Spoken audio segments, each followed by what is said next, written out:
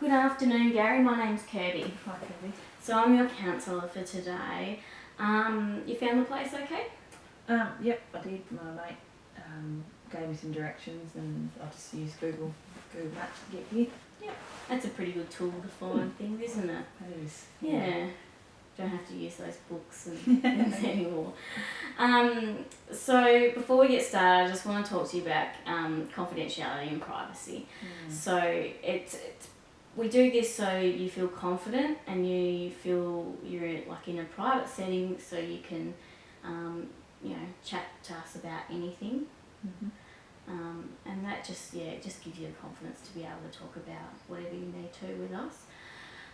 So confidentiality means that whatever we talk about between you and me strictly stays between you and me. I might write down notes during or after the session. That's strictly so I know what we've talked about during these sessions. Also, if I'm subpoenaed by a court, if you tell me that you are going to do something like commit a crime, something illegal, if you're going to hurt someone or hurt yourself. We also might refer you later down the track to a different organisation. That's only if we feel, between you and me, that we need to. And in that case, I will always ask permission to put forward your details. So it's things like, your name, your number, those sorts of things. Not what we talk about. How does that sound for you? Yep, and so you'd let me know beforehand with any of those situations? Yeah. Okay. Yeah. So we legally have to do that. So it just means that you know where information's going out to, and that you can feel confident within the clinic that we're doing the right thing by you all the time. Yeah, okay. Yeah. So what did you want to talk about today? What brought you here? So I just sort of need to just talk about my anger, sort of like anger issues that I've had for a long time, and just really need to sort of start to find ways to get better at dealing with that. Yeah, okay. So can you describe to me what your anger issues look like? What are you doing? So I suppose, it could be something little, or it can be a build-up of things, or, I'll just sort of, I guess my way of dealing with them is I just sort of blow up, I can lash out, I just get angry and start yelling about, instead of like being able to deal with them in other ways. Yeah, okay. Yeah. So, who do you think, who do you get angry at the most? So I guess, sometimes it can happen, if I've been on the work site, or I guess at home. Yeah, okay.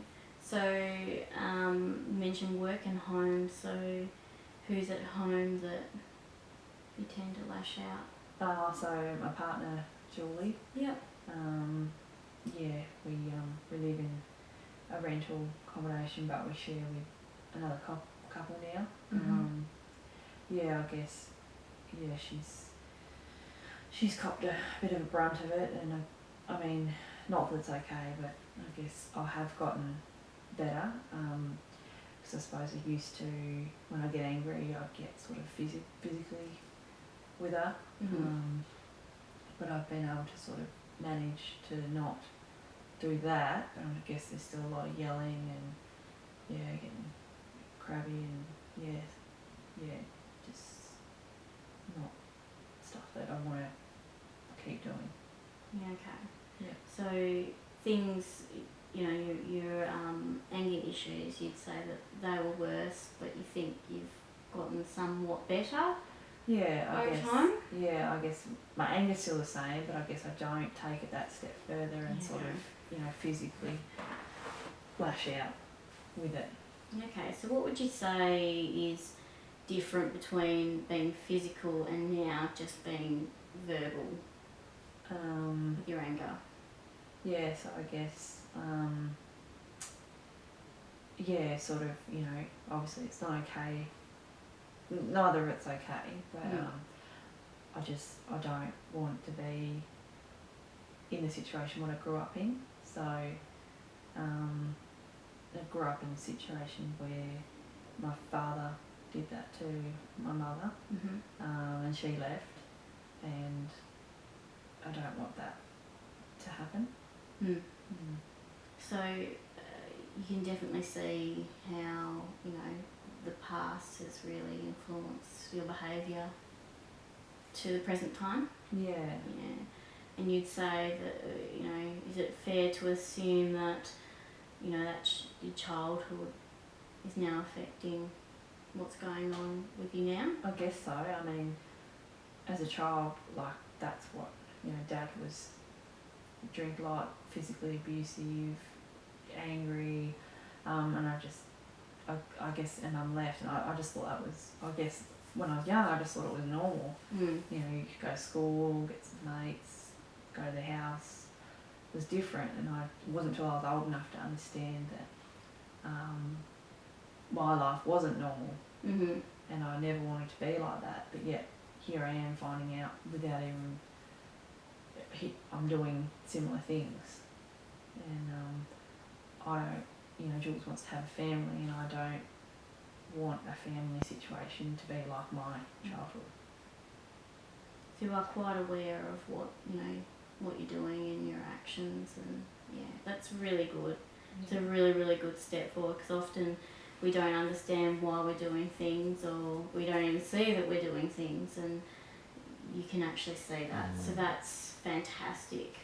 Yeah. So could you describe to me a little bit, if you could, about what home life did look like for you as a child? Yeah, so I guess Dad would drink every night. Anything you annoyed him, anything, you know, just playing with your toys. If you ever made a noise or something, it could just see something minor like that, you just sort of, you know, lash out at you and Mum and yell and get angry, and it wasn't a good situation. Yeah. And was that often towards you? Yep. So either me or often, I guess, Mum. I think he blamed her for anything that happened. Yeah, okay. And Mum left, did you say? Yeah. And that's really tough, isn't it? Yeah. And you did mention before that, you know, you went to people's houses and your friends and things looked quite different at their place, so I think it's hard to see that, isn't it? It's hard to see good relationships and happy people, and when things aren't like that. But then you think, well, that's what I want. Yeah. Yeah, and that's also a really, really good attitude to have too, because people will tend to go into two different directions. They either follow what their parents did, whether that's often negative or something like that, or they'll go, no, I don't want to be like that, and they go in the opposite direction. And whilst it sounds like you sort of, you know, I don't know, do you think that you've gone down the same path as your father? Yeah, I don't think to the same level. Yeah. But yeah, I feel like, without realising, it's not, you know, I guess it's been Jules that's been really good at bringing it to the forefront, and I guess, you know, my work situation as well, it's always sort of been there, but just hadn't really bothered to do anything about it. And now it's shifting, isn't it? Like, you know, you've gone down that road, but you're sort of going to the other and wanting to change, and that's a huge step. So what's the type of thing that goes on at work? So I'm a labourer, so I guess on the work site, I think, you know, it's a lot to do. I don't have a permanent position. I'm not employed at the moment, but I've sort of only ever had contracts or casual sort of employment, and I think what happens is things will happen on the site where it's almost like you get lumbered with extra work because, you know, sort of people are sort of taking advantage, going, oh, we'll give that to the casual, we'll give that to the contractor, he can do that. So you kind of think, well, you know, I want to do a really good job because I want to get a permanent position, but then, yeah, or you sort of get blamed for things because you're the casual, or, you know, sort of things that are a bit unfair that I've just sort of allowed to happen because I just sort of want to get on with it. And then, you know, it will happen, I'll just blow up. And then I'll be in trouble because the way I've dealt with the situation rather than being able to deal with it properly. Yeah. So I guess there's a few blokes that give me a hard time because they know. Yeah, and I guess sometimes it's frustrating because the permanent staff are a bit lazy, or yeah, but I guess I haven't dealt with it in the right way, so now I don't get, you know, as many hours, and yeah, because I suppose it's been, you know, when that happens, a few complaints and getting a bit of trouble. Yeah. Do you find when that happens it gets quite overwhelming? Yeah, I find like I sort of get to that point where I can't deal with it, and that's how I deal with it. It just sort of blows up. Yeah. Yeah. And that's really tough, isn't it? It's hard when you feel like there's one set of rules for, you know, a group of people and a different one for you, isn't it? Yeah. Yeah. And later what we will do is we'll go through some strategies to how to sort those sorts of issues. So sorting the problems out before they become a massive issue, before you feel like you're going to explode. So, you know, and if we control the anger, then you'll be able to hopefully work more and get on better and have better relationships at work. Yeah. One thing that we like to do is when we talk about anger is often we've got to, because it is natural for humans to feel angry. It's just it's an emotion that we feel. It's when it becomes excessive or it, you know, it starts to damage yourself or other people that it becomes an issue. So a good way to exert some of that anger or control it and control yourself is through exercise. So is there something maybe in the past that you used to do that you really loved and you just don't do it anymore, or something you'd really love to give a go that would you enjoy? I used to play cricket, but then playing on a Saturday sort of became a bit hard because you didn't want to say no to work on a Saturday, and so I stopped doing that. So I haven't really been doing anything for quite a while. But I've got a good mate that got me to come here. Yeah. He's been sort of nagging me to go to the gym with him, and it does really interest me. I do want to go. I just sort of hadn't gone any further with it. Yeah, okay. And I mean, gyms are really good. They're quite flexible these days, aren't they, with their times and things like that. So that could be a bit easier for you rather than cricket that's only on a Saturday. Yeah. Well, I think, you know, where he goes, it's not expensive, and I'm not sure, but I think you can just go any time of the day whenever you want. Like it's open all the time. Yeah, okay. And often they can be a little bit cheaper than like sports and stuff too. So that's, I mean, could be a cost-effective way of you know, getting into some exercise. And exercise makes you feel makes you happier. It will help build confidence with yourself too. Yeah. And, you know, make you feel like you can just manage your life a little bit easier. Yeah.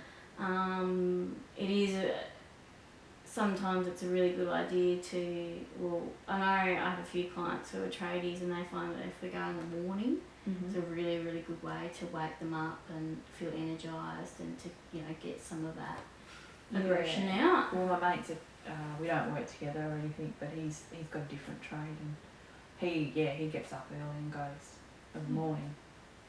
Yeah, so, I mean, do you think you could make that work where you know, go with your mate to the gym? Yeah, definitely. I've seen he's been on my case about it for a while now. Okay. And what else do you think? Because we like to, you know, in 5 years' time, what would life, you know, what life look like for you? Where do you want to be? So Jules and I have talked about, future, and she's great. She's got a good full-time job. We really want to get her start working on deposit, get her own place. So I need to get permanent position and start working towards that, so that we can get our own place. And then she wants to have a family, and sort of want to get all those things happening beforehand. Yeah. So you mentioned you want to have a house. Yeah. So will that be renting or buying, or? Well, ideally, want to get a deposit together to buy. Yeah, okay. So you want to buy a house and you want to have a family, and that's really good. Yeah, and get a permanent job. Yeah, cool. Sounds really good. So how are we going to get there is the question. So it's all about getting you to work more, because your relationships are better at work, so you can do that. So we talked about sport, exercise, that type of thing. What else do you think you could probably do to maybe, I don't know, feel better about yourself, feel a bit more in control? I guess I want to be at that point where I don't want to be going down the path of how I grew up. Yeah. So I want to change that. Look, I don't really have a relationship with my father, but I do see him. Yeah. He lives alone in a unit. He's an alcoholic. I guess doesn't have anyone else in his life. He doesn't want any help. I just sort of duck my head in, check on him a couple of days a week. As much as I hate seeing him like that, and I hate that situation, I do feel good about knowing that I am that person, going there, checking on him, making sure he's got food in the cupboard, his bills are paid, nothing else. He won't accept any help. I've looked into it all. There's nothing else I can do for him. Yeah. And you mentioned your mum before. So Jules has been really encouraging, and starting to build a bit of a relationship with her. I guess when I was younger, I blamed her for leaving, but now it's sort of I've gotten her side of it, and I can see why she just couldn't be there. And my dad wouldn't let her have a relationship with me, and she's remarried. Her husband's really nice. She's got other kids, and it's not something I want to rush into, but it's something that's just a bit of a work in progress. Yeah. And do you think if that relationship was better, that would offer you happiness? Yeah, I think she's a really good person, and they're all good people, and it'd be nice to have them. It's nice having them back and staying a big part of my life. Yeah, because it is very, very important that we foster some good relationships, and it'd be good if you feel like that's a good move for you to really work on that relationship with your mum. Yeah. So keep going with it. Yeah, it sounds really good for you. Yeah. And talking about support people, you mentioned your mate before that brought you here. Is he someone that you think that you can talk to, be open with? Yeah, he's always tried to do that. He's never judged me. We've known each other since school. Yeah. I just guess I've always just shut him down and not wanted to talk to him, but he would definitely be open to that. Yeah, okay. Good. It's just good to be able to have a chat with mates. Because sometimes we can't have, the same conversations as we have with our wives, partners, mums, those sort of things. You just need a really good, reliable friend to have a chat to. Yeah, and that also